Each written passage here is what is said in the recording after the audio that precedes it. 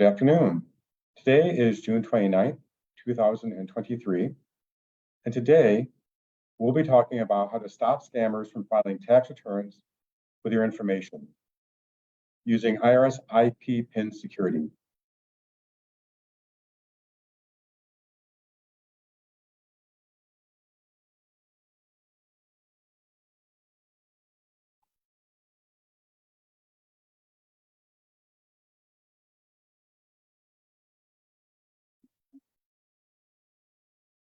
My name is Tom Toft. I'm a staff attorney at the West Michigan Low Income Taxpayer Clinic at Legal Aid of Western Michigan.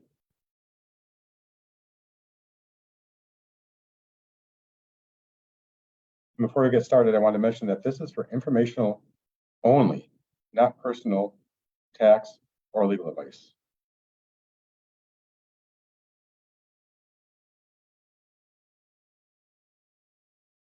Okay, I'd like to mention first that scammers like to e-file fake returns.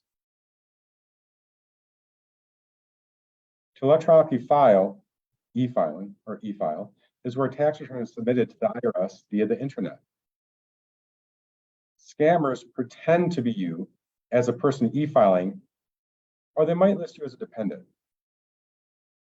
E-filing is easier for scammers than mailing returns to the IRS. Scammers know the IRS usually processes e-file tax returns quicker than mailed returns, and scammers can use artificial intelligence and automated computer programs to do mass e-filings with people's stolen information. And in my experience, most of the fraudulent returns I've seen filed by scammers have been e-filed.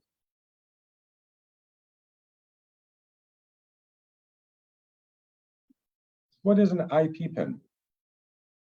An identity protection PIN, IP PIN, is a 6-digit number from the IRS that stops others from filing a tax return with your Social Security number or individual taxpayer identification number. Once you get it, an IP PIN must be put on any e-filed or mail-filed tax return. A return that's e-filed without a correct IP PIN will simply be rejected by the IRS. A return mailed without a correct IP PIN will face additional IRS scrutiny and delay, because the IRS wants to make sure it is the true taxpayer who's filing any mailed return as well.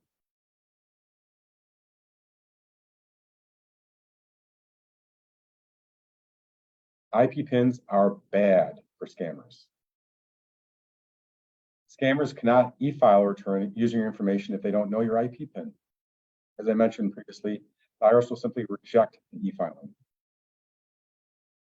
Without your IP PIN, scammers were forced to mail a paper return to the IRS, which in my experience, they don't like to do. A scammer's mail-filed return without your IP PIN on it will go through extra security screenings of the IRS. All this means if you have an IP PIN, it is more likely scammers will just give up once their e-filed fake return using your info is rejected by the IRS.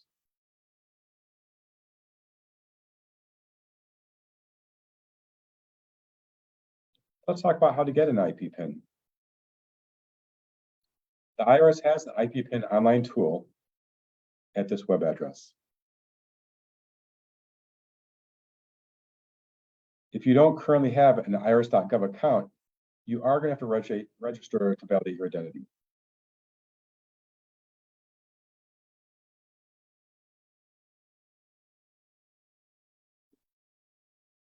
If you cannot get an IP PIN online, you can complete an IRS form 15227 and send it to the IRS.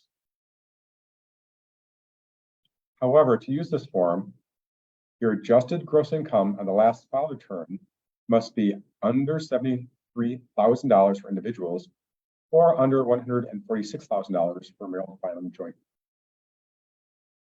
Also, you must have access to a telephone because the IRS is going to call you to make sure it's you that applied. The IRS will typically mail your IP PIN 4 to 6 weeks after it verifies that you are the person who actually applied.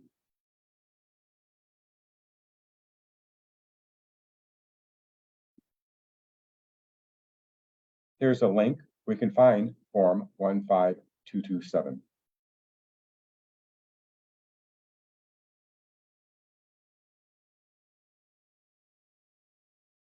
If you cannot get an IP PIN online or through the Form 15227, then visit an IRS Taxpayer Assistance Center. Think of it as an IRS customer service center where the public can actually get face-to-face with someone to help them out. All visits must be scheduled in advance. There are no walk-ins. They don't do walk-in service. You'll have to call the IRS to schedule an appointment. You can call them at 844-545-5640. The only West Michigan Taxpayer Assistance Center is in Grand Rapids.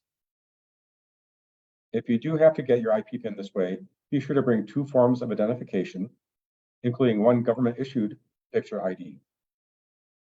Once you apply this way, the IRS will usually mail an IP PIN within 3 weeks.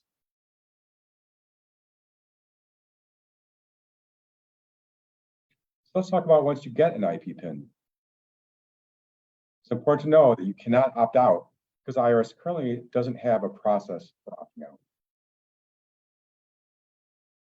An IP PIN is valid for 1 calendar year, and a new IP PIN is generated and mailed to you each year. That means every year in the mail, you're going to get a different IP PIN that's just used for that filing season.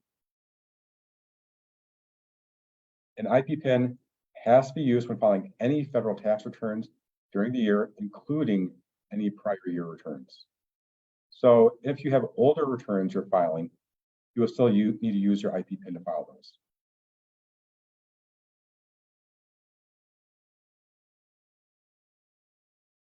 So what happens if you get an IP PIN and you lose it? Well, you can log back in to the Get an IP PIN tool, which is the web address we gave earlier for going online to get it, and the IRS will display your current IP PIN. You can also call the IRS at 1-800-908-4490 for specialized assistance to get your IP PIN reissued by mail. But if you're going to call the IRS, you can only do this before October 14th of the year. If it's after then and before the end of the year, then the IRS will not be able to help you over the phone in reissuing your IP PIN. So if you don't have your IP PIN, then you'll have to mail your tax return.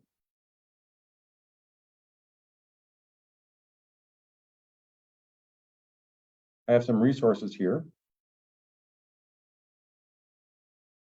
There's an IRS news release discussing IP PINs at this web address. I also have a link here to where the IRS has its Get an Identity Protection PIN website. Another link here is to the IRS's frequently asked questions about IP PINs. And finally, at the bottom, there's an IRS website on when to file an identity theft affidavit if your identity has been stolen.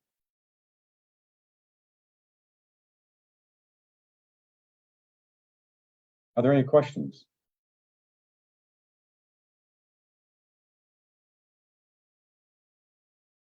Okay.